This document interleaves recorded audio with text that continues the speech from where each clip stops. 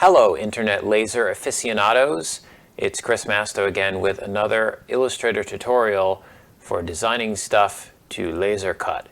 In this one, I'm going to just make something from scratch. It's not about any particular technique or trick. If there's anything worth talking about during the process of doing this, I'll mention it, and who knows what we will come up with. I mean, I know what we'll come up with because I've already made one of these. I'll put a picture of it up here so you can see what we're working toward, and we're just basically going to go through the steps to create this from scratch and to get the final output. So as always, we'll start by creating a new document using the Glowforge preset. You can refer to one of my previous videos if you want more information about setting yourself up a nice Glowforge preset. And the first thing I'm going to do, because it's driving me crazy that this is slightly off screen, is press Control-0. Control-0 is the Fit Artboard to Window keyboard shortcut. I think it's under View, View Fit Artboard in Window. And that basically just means, whatever crazy thing you've done where you've put your artboard off in the corner or some crazy size, you press Control-0 and it just zooms it to fit in the available space. You probably knew that, but I figured I'd mention it. So as you saw in the picture, what we're going to do is basically just a little text thing. And I thought to make the text more interesting, I would try to do this effect like I saw someone do on the forum, where the text has kind of the center knocked out of it. So instead of it just being the plain old font, in this case, it's kind of, it's just got a little more visual interest. To that end, let's start with our text tool, and we'll just begin by typing in the word we want to make, which in this case is giddy.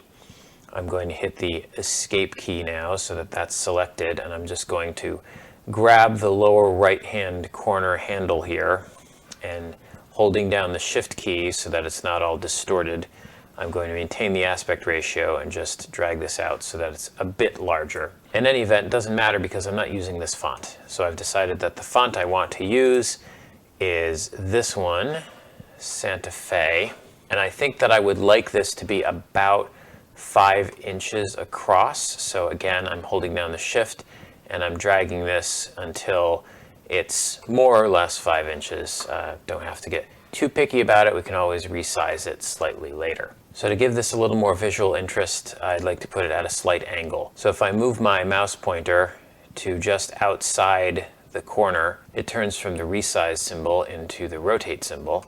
And now I can just give it a little, 12-ish degree incline here. Okay, we'll take it. So as you saw in the picture, I put an oval around this. So I'm just going to grab the ellipse tool and just kind of draw more or less an ellipse. I'm going to keep saying eclipse by accident. It's late, I'm tired. I'm going to draw an ellipse around this text. Exact proportions are not super critical because we can always resize it a bit later. As you can see, this ellipse was filled black with no stroke. And as I mentioned in a previous video, if you press the Shift X key, that will swap the fill and stroke. So if I press that, it's now has a black stroke and no fill. If I press it again, it has a black fill and no stroke. So that sort of swaps the two of those for the selected object. Handy keyboard shortcut to keep in mind. And now I want to make the stroke of this thicker. So what I'm going to do in this case is just hover the mouse over the stroke size here and use the mouse wheel to increase it a bit and see what sort of size I like. I'm thinking, that's pretty decent there. And so now before I go much further, I'm going to use my selection tool, not the direct selection tool, but what I call the regular selection tool, or just the nothing selection tool, which is the V keyboard shortcut, to kind of tweak the size and position of these things to get them to where they look about where I want them to go. Again, I want, in the end, when I laser cut this out, I'm going to want it to intersect with the text so that the G is attached and the rest of this text here is attached. And so That's probably close enough for now. Again, we can tweak it a little bit later. And now before I go in and make any radical changes, first of all, I should save this. So Control S, I'm just going to save it. And we'll just save that with the default options. And now, on the subject of saving, here's the thing that I've started to do lately. It can be a pain to go back sometimes. There's some destructive changes that you can make. And if you realize after you've made one of those destructive changes and you've moved on a bit, and you want to go back and change something, it can be a bit of a problem. So the approach that I have adopted lately when I've done a few of these designs is to stop at strategic points like this. I'm going to group these two together with Control G. So I used my selection tool to select both of these layers. Actually, let me make a point here. I will stop briefly for a brief lesson about selection. Since sometimes I do these things really quickly without explaining what I'm doing. So I'm using the selection tool here, and I could click on the text. And if I click on the text, it selects the text, of course, and I can move that around, not the ellipse. And then I could also select the ellipse, or I could drag a box around the two of them, or I could click on one and shift click on the other to select both of them. Or I could Control A to select all. Or what I've been doing here is going down to the layers palette, and this is where I realized I was doing this without saying it.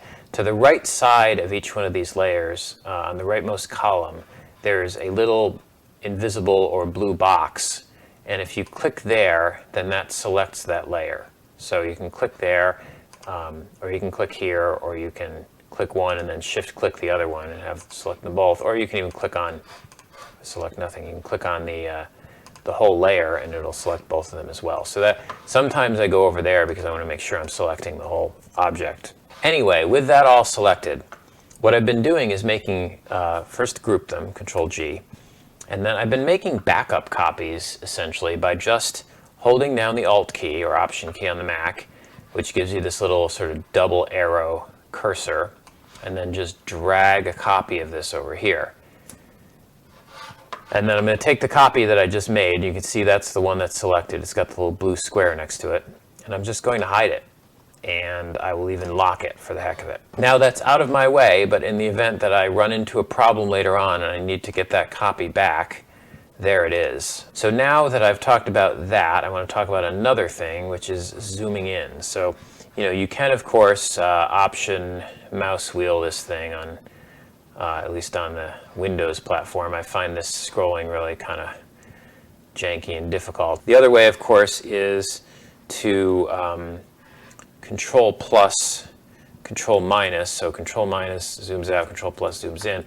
Now, the thing about this is it's zooming my art off the screen, right? Because it's zooming into the middle of whatever is being shown. However, if you have something selected and you press Control plus, you can see it centers that when it zooms in. So it can be really handy to select the thing you're about to mess with and then zoom in, and then now you can kind of focus on that one particular area. I'm selecting, in this case, I want to disclose my different layers here.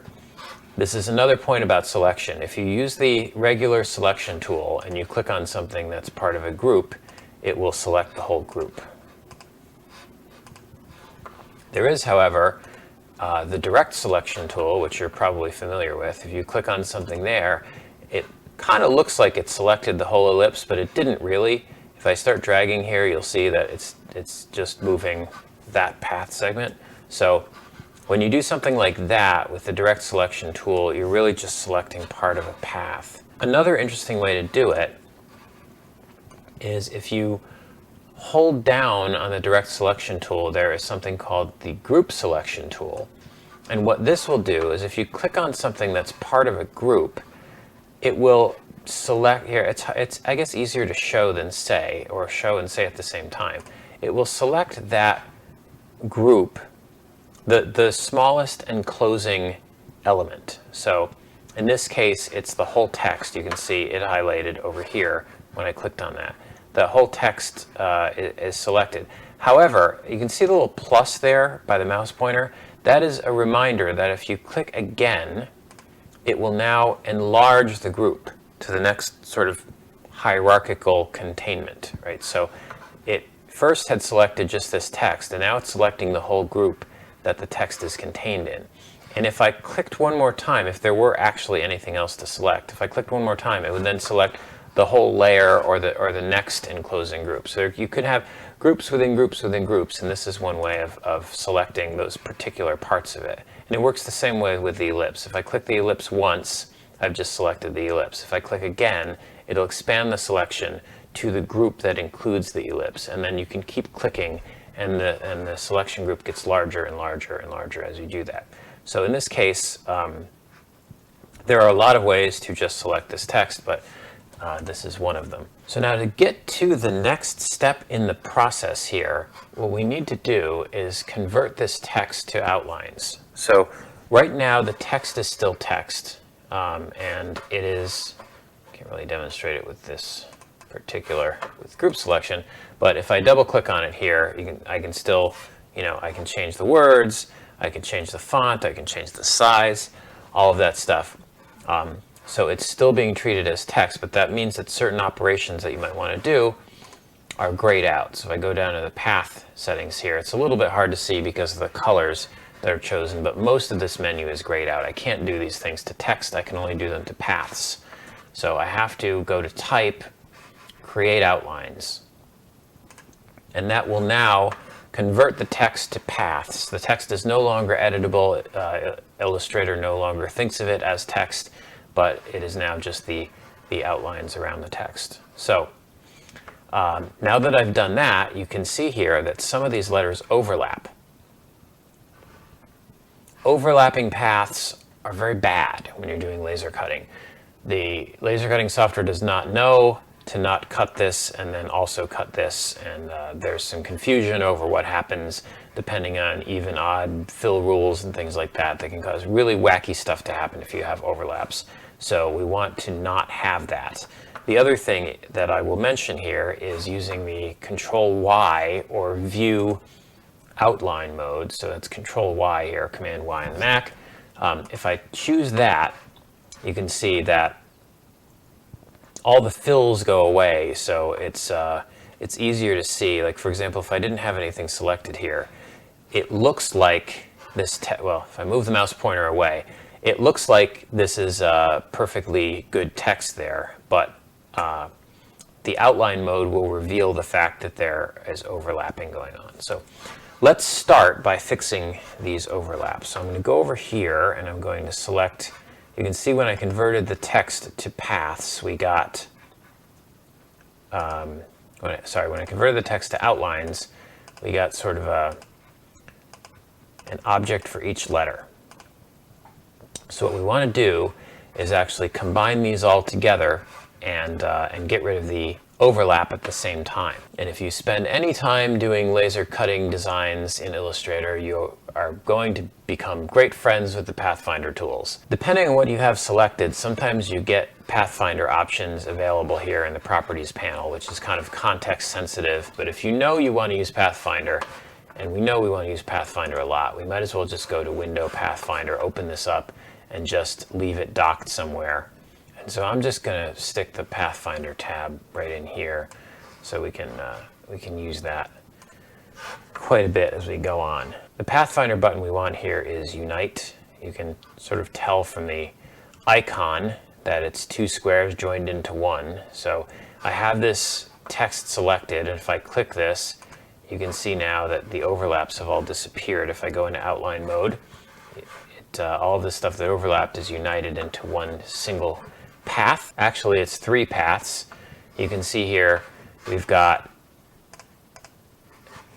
this, it's basically the contiguous sections, right? So we've got the sort of the itty part, we've got the dot over the I because that's not connected, and then we've got the G because that also was not connected. That's fine for our purposes right now, won't be a problem at all. And so now what I want to do is that sort of outlined text effect, which is fairly easy to achieve. I want to just select this whole group of text, and you can see that it's currently filled. And by simply, again, pressing Shift-X to swap the fill and stroke, we've now got a stroke around the outside of the path. And again, I can use the mouse wheel over the number here to sort of tweak this and pick what seems like a decent setting. I think I'm going to go with, in this case, I got to decide between 10 and 11. I think it's pretty close. I think I'm going to go with the 10 point there. That looks good to me. So now, if we take a closer look at this, and again, I'll just click on it and I'll zoom in. And now for the next part, I want to show a handy feature called isolation, which is useful when you want to work on one particular part of your design and not touch anything else by accident. So in this case, I have a couple of different things going on here. There's the ellipse, and then there's the group with the text in it. Now I'd like to stay focused on this text. So I can select this group here, and then I can click under Quick Actions. I can click Isolate Group, or I could click up here. Same thing, Isolate Selected Object. Either one of these will take me into this isolation mode. And in here now, you can see that everything else is hidden from view in the Layers panel. And it's grayed out on the screen. Whether I use direct selection or regular selection, doesn't matter. I can Control A, select all. Only the things that are isolated here in isolation mode are going to be touchable. So it's a good way to ensure that you're not manipulating the wrong part of your design. That being said, what I want to fix is the way that this thing, when I eventually cut this out, you can see, if you kind of visualize what the laser cutter is eventually going to do, this G is going to be connected to the outer ellipse. It's touching here and here. And the text here is going to be connected because it's touching at the top of the D and the top of the Y. And the dot on the I is connected to the rest of the letters. But these insides of the D's are not connected to anything, and they're essentially going to just fall out. So if we don't want that to happen, we need to connect them somehow. And in this case, I'm going to just draw some lines. I'll make relatively thin lines. So I've chosen my line tool, is that what that's called? My line segment tool, and then I'm going to go over and choose just a 3-point stroke, and I'm just going to draw a little diagonal line that's, kind of a diagonal that kind of goes with the design that's going on here to connect that D to the rest of the thing. And then I'm going to press V for my regular selection tool, hold down the Alt key, and just drag a copy of this over to the other D and drop it in approximately the same position, so that they look okay. Obviously that line there is not part of the original font, but the eye will kind of look past it in the final design, and it'll keep the thing from falling apart. One benefit of doing this in isolation mode is that everything stays all grouped together. So we've got our two new lines, and then the rest of our text. And it's all good to go. So now, as you can see, these are all strokes of different widths. So if I go into my outline mode again, you can see that even though these are nice thick lines, the reality is that these are single strokes, and the thickness comes from the stroke width being set on it. In this case, 10 points for most of this text, and 3 points for these little bars. But the Glowforge doesn't care about that at all. It totally ignores stroke width. So what it would end up doing is just cutting these single lines. We don't want that. We actually want to cut around the outside of here and around the inside here. So the way to accomplish that now is to select all of this stuff and go up to Object, Path, Outline Stroke. And now what that will do, if I go back in the outline mode here, so you can see now that it's actually made a line around the outside and a line around the inside.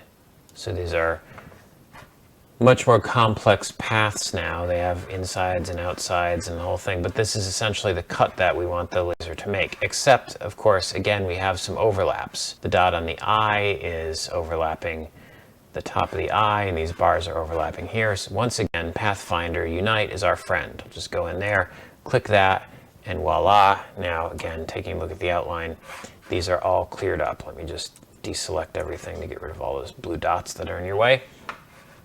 And you can see that these are actually the cuts that we want the laser to make. Cool. Now that leaves one final thing, which is to merge this with the ellipse around the outside. So let me just exit, and this is how you get out of isolation mode. You can hit escape on the keyboard, or you can hit this back arrow here, or you can hit this button up here, exit isolation mode, and that'll go out of the isolation mode. We can now finish the design.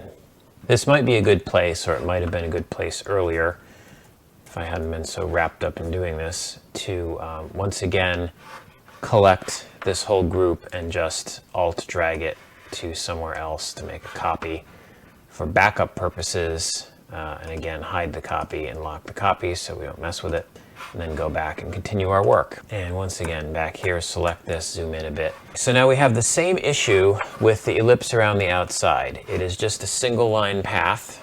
It is not, what we actually want is a path for the inside and a path for the outside. So again, we'll go to Object, Path, Outline Stroke, and it's all good. Path for the outside and path for the inside. Now, let me show you, actually, I'll undo that, and I'm going to show you a gotcha, a trap for young players, as it were. Imagine that this had a fill. So let's say that this ellipse actually had a white fill. This comes up sometimes. There's a reason I don't have white in my palette, because that's asking for trouble, okay? I'm going to give it a white fill. Forget about the text for the moment, because, you know, this could have been, if we just reorder our layers here, that looks very similar to what I had before, right? It's if you look really carefully, you'll see that the grid pattern in the background of the artboard is not visible here, because this is filled in white instead of filled with none. However, this makes a huge difference if I select this and do the same thing I did before and go to Object, Path, Outline Stroke. You'll see now that we actually have 3 lines. So there's the inside line, the outside line, and then there's the path line in the center.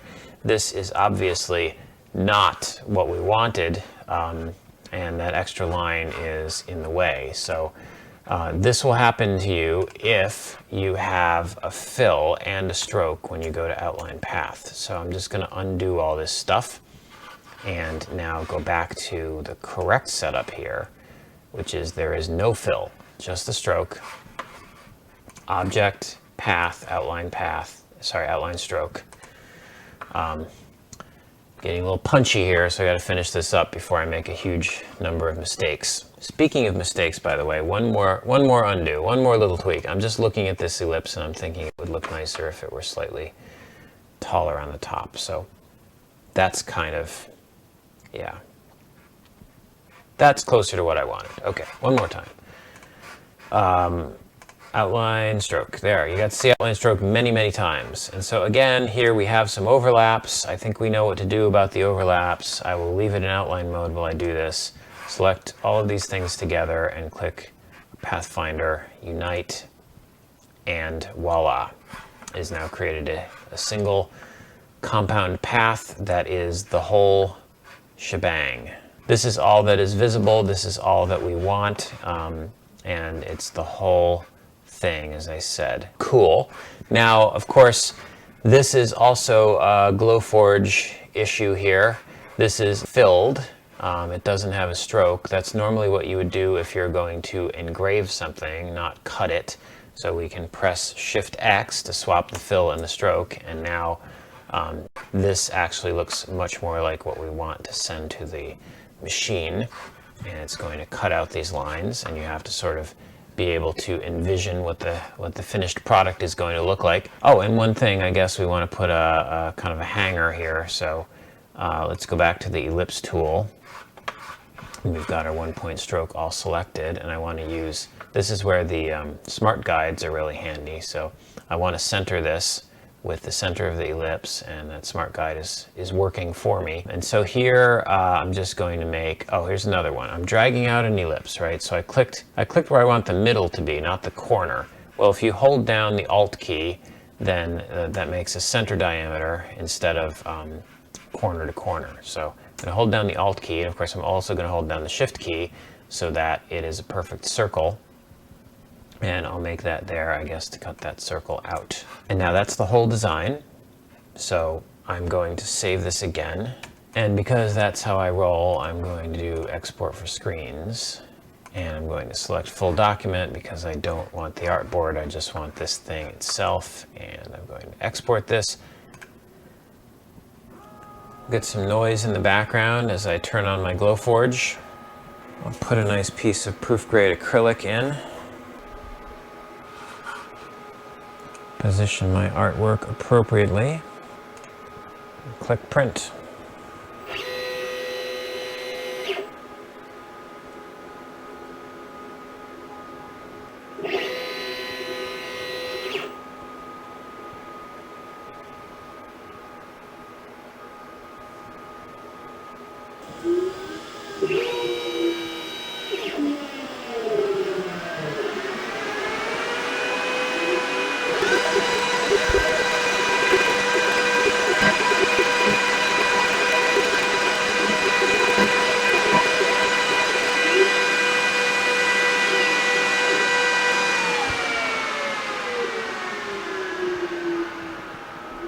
Okay, and the cut's all done. Machine's finished cooling down. Let's open her up. Take this out.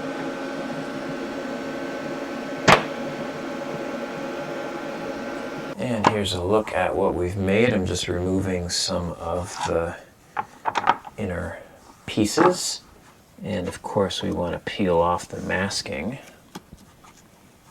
Some people really enjoy this. I find it to be a huge hassle. Okay, just sort of sweep this garbage out of the shot. And there is the finished thing. As you can see, there's our letter G is attached over there, and this piece is independent, attached at the corner where the D and the Y are, but it's actually pretty solid.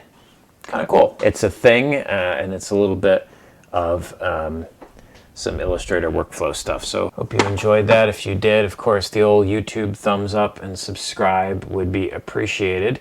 If you want to see more of these videos, I encourage me to do so. And until next time, that's all I got.